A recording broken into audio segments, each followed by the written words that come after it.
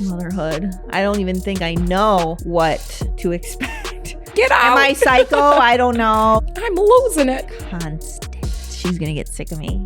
I have to track my food. Or if you're a little sneaky devil. Don't tell anyone about this. Keep that to yourself.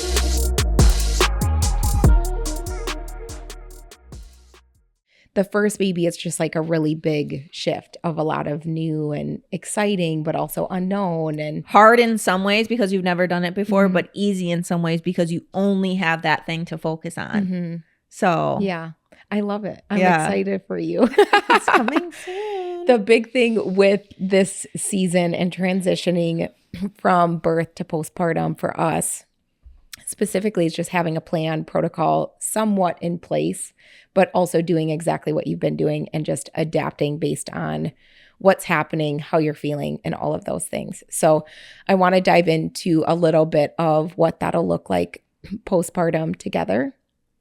Obviously, this could massively change. Like we're going to set the tone for what we hope will happen or what we can try to expect. High hopes, low expectations, I think is like a good saying for it. That's a great saying. Yeah. Just because I should get that in my eyelids. I just get pics so with when the I baby. close my eyes, it's just like, remember that. Yeah.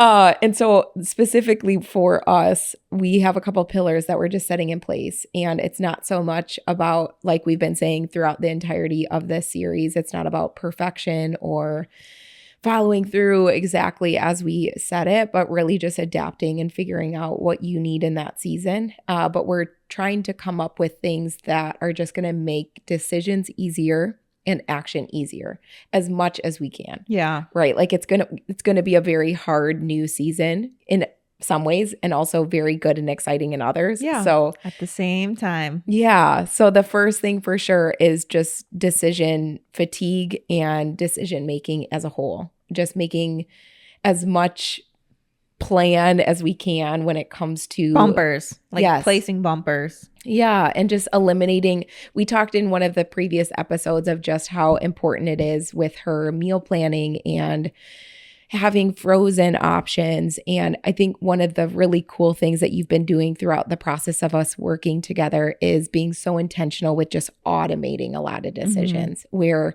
her snacks look pretty similar or her breakfast looks pretty similar or dinners are pretty tentatively the same on maybe Mondays or whatever it may be, you know?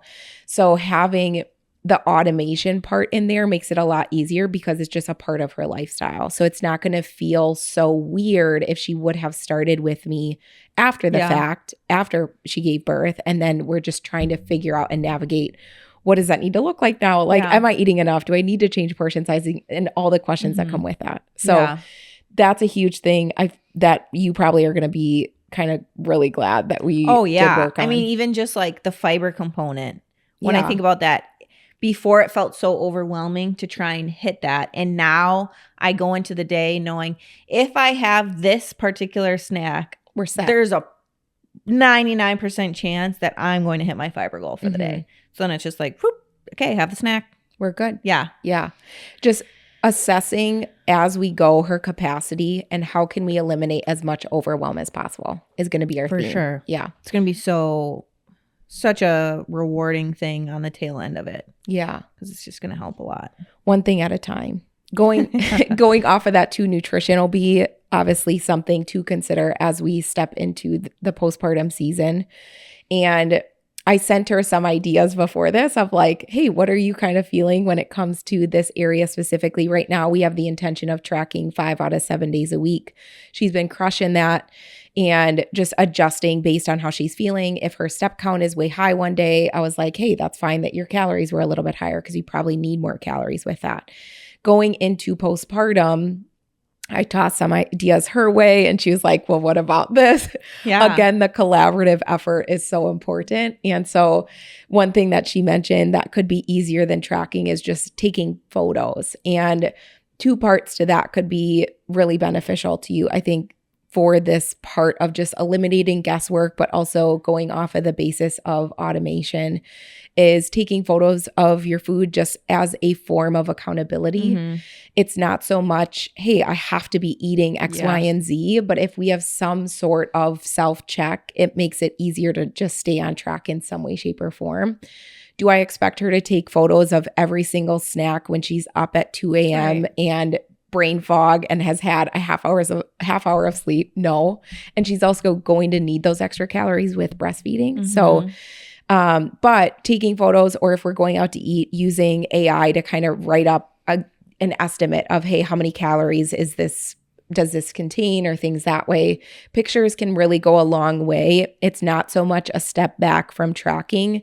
It's a season of reaping everything that she's sown up into this point of being really intentional with her intake, and now using all of the knowledge that she's gained from that in order to make the most educated decision. Yeah. And eventually we're going to get to a place where we're going to have more expectations, higher level goals. And instead of being like, well, we don't really know how the past few weeks have gone, the idea would be, okay, maybe I'm not in a place where I want to, or have the time or the mental energy to track, but you have an idea of what the past couple or the past week or 2 weeks or whatever has looked like based on pictures of a typical meal or when I went out to eat or whatever. Yes. Like there's some awareness on your end to be like, okay.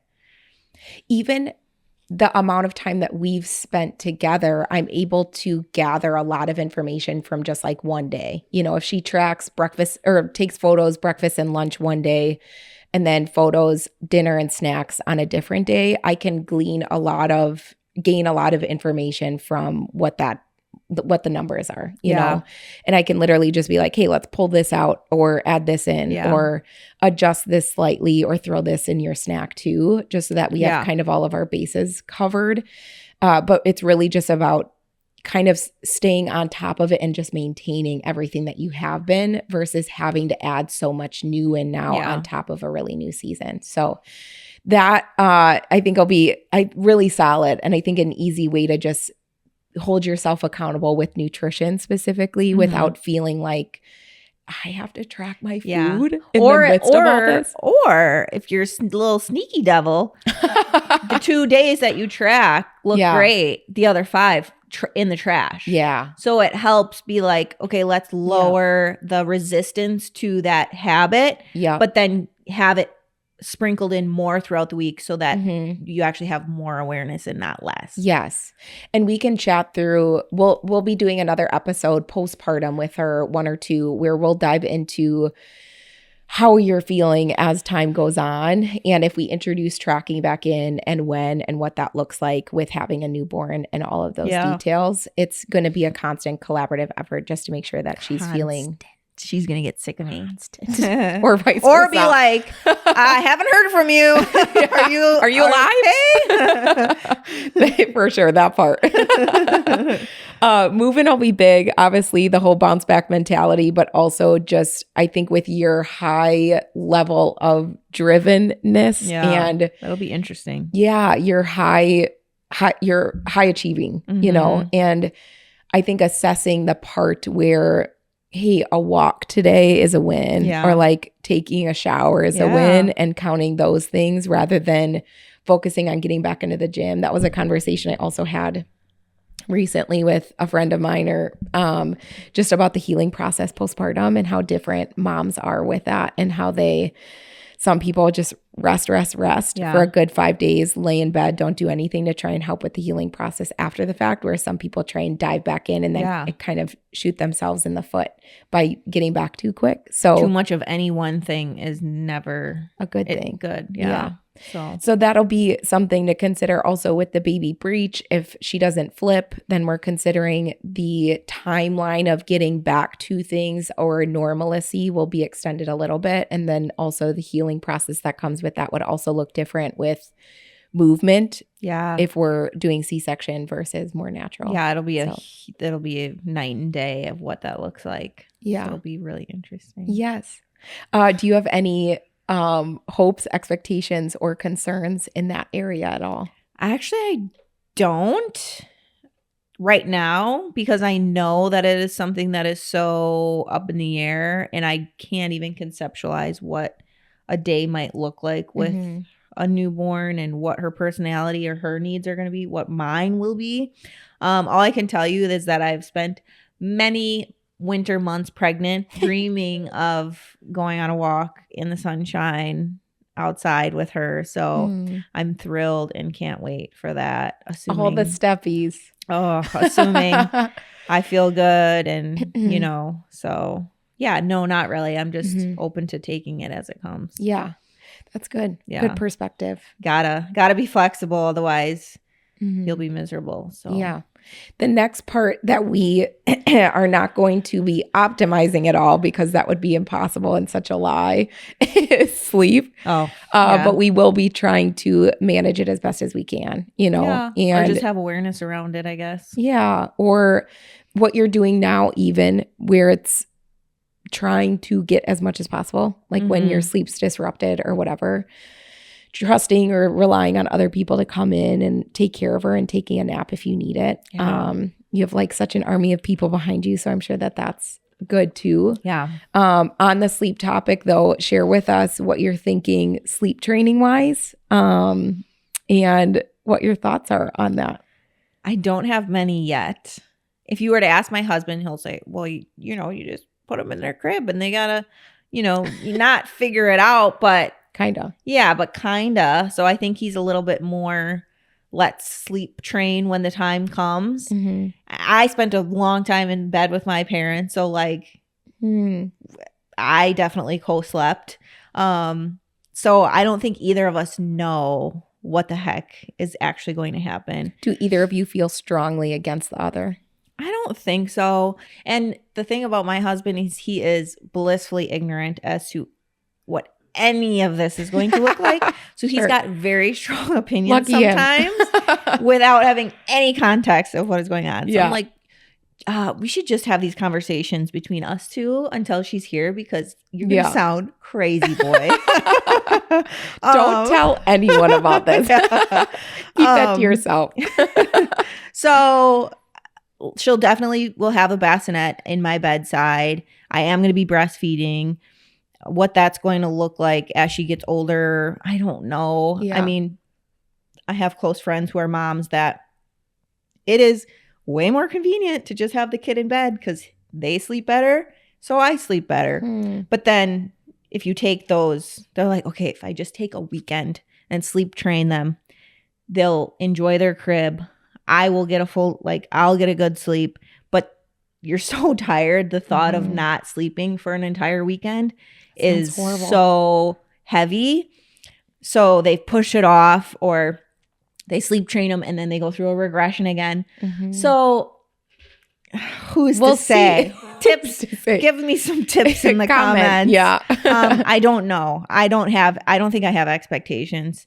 I want to find that quote unquote balance between what both of our needs are and am I using this as a crutch? Is either of us not thriving because I want convenience? So like the balance between this is working and this is just convenient, but I'm not setting you up for success later down the line because this feels good now. So we'll just have to navigate that. And I'm sure I'll get it wrong and then figure it out, or I'll, versus getting it right. I think there's probably a lot of people who would say this is the right way, but who's to actually say? Baby's personality, my personality, like routines, all the things. So who knows? Yeah. That every person and mom, I feel like does it so different. Yeah. That whenever you decide super regimented, scheduled naps. Okay, that's great. And then what if you want to go out to eat? Yeah. So my parents were so flex with that. Their biggest thing was always the baby's coming into our life. Yeah. So we get to live our lives prioritizing one another, and the baby gets to be a part of that, and I think that that's something I really like and enjoy. Yeah. Enjoyed seeing them model that so well. My husband sleeps great. He's the third kid.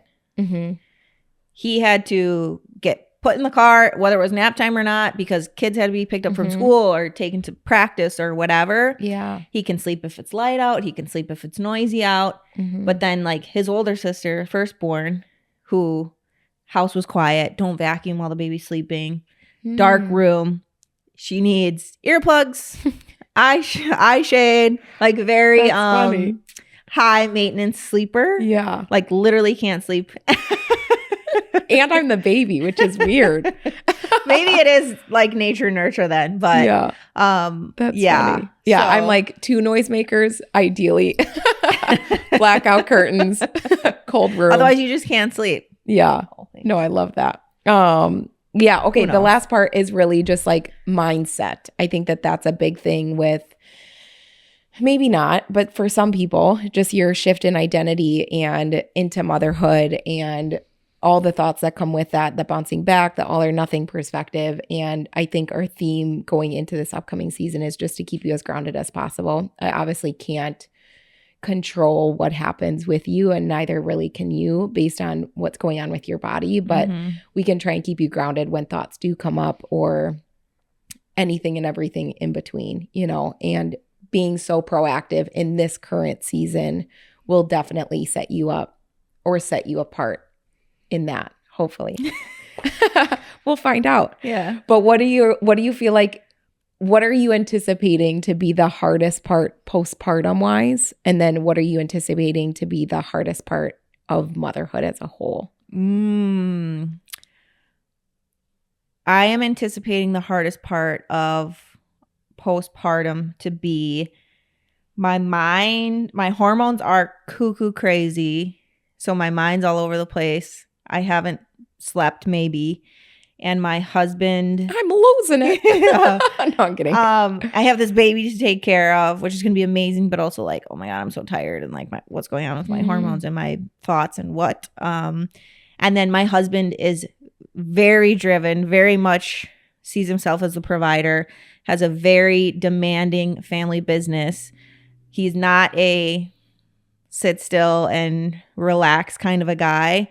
So he will be very driven to get back to work. So it'll be like, unless I have a C-section and I truly like need more support, he'll be back to work very fast. Like probably once we get home from the hospital and get settled in, he'll be going back to work. There's no 1 week, 2 weeks, 5 weeks. Like that is not, but I know who I married and I'm like, okay with that. I don't resent him for that. But it's a little bit nerve wracking to think about, okay, sis, it's you and me. Yeah. It's you and me. And then I'll be breastfeeding, which I'm choosing to do. So then the feeds overnight will be on me. And then, you know, we'll just have to figure it out.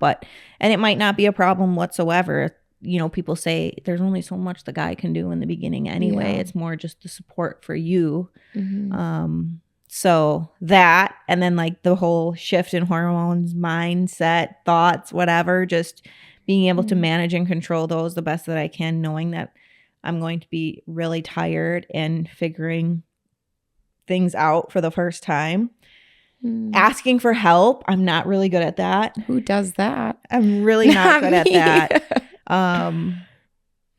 So knowing that. Are your in-laws and your parents close by? Yes. My in-laws are extremely close by and my parents are probably 15 minutes away. Okay. But so being able to ask for help while also being like, I need space. Want time. Yeah. So just, and that might shift really fast and being like, get out. Am I psycho? I don't know. Like, so just doing that with grace and being able to manage that and be, you know, and knowing that this is their lived experience too as grandparents and all of the things. So yeah. I think those come to mind as some things that I'm thinking about in acute postpartum. What about motherhood? Oh my God, motherhood. I don't even think I know what to expect. But I think already you're tested in pregnancy to make you have lots of different decisions or lots of different choices.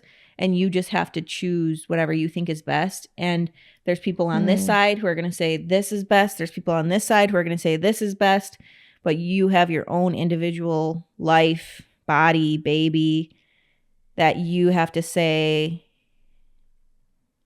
this is what I think is best for us. And I don't know if it's correct, but I'm just going to go with that. And you're going to be right sometimes, and you're going to be wrong sometimes. And just having the grace to know that you did whatever you thought was best in that moment and deal with whatever is on the other side of that, but then not holding guilt or judgment or shame, and just saying, I did my best and I'm going to keep doing my best, but I'm not going to get it right all the time. Yeah. Because I am a high achiever. I like to do things to the best of my ability. And that's just when it comes to parenting and relationships, and there's no right and wrong. There's a lot of gray. Yeah. So just having the grace and knowing that that's going to be a part of it. There's going to be so many moms that will just be like rallying around you and cheering you on, because it's something just so unknown that the moment you need any sort of affirmation, encouragement, empowerment, or reminders of just like, hey, you're doing a good job. Right. People will like rally around you for that, because it's a full-time job at all times, and something that will be a forever job going forward. You don't ever stop being a mom. Right. Like no matter what happens, you're still a mom. Yeah. So I think that there's beauty in that, and just the community of moms that'll rally around you. And just knowing, I don't believe you yet, but I will eventually. So just keep pouring into me until that time comes. So good. Yeah. Yeah. So this is our full protocol, basically, to not set you up for perfection, but really just have the ability to adapt and adjust based on whatever happens. And it's not so much about, I don't know, all the good, the bad, everything and anything in between. It's really how to navigate anything, no matter the imperfect condition, no matter the wild emotions or things that come up, and everything and anything in between, and just giving you structure and strategy that aligns with that, while also rids some of the overwhelm that can come with it too. Yeah. Beautifully said. Yay.